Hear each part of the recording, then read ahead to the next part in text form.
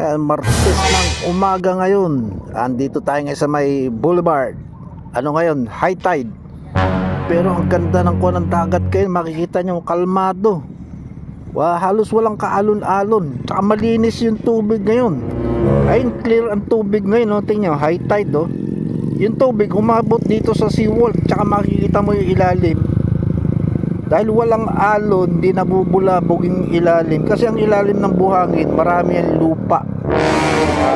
May mga putik yan. Pag yung bagyo rainy season, itong baybayin kasi ng poblasyon, malabo, kulay putik ang dito, ang dagat.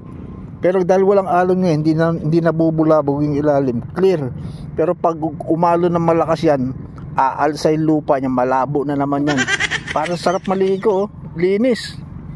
You know, kwan dito sa probinsya, ang linis ng mga shoreline. Walang basura, oh. Hindi kagaya sa ibang lugar, lalo dyan sa Luzon. Naku, napakarumi ng mga shoreline dyan. Yung Manila Bay, kala mo basurahan. So yan ang update ngayon dito, oh. Napakalinis dagat.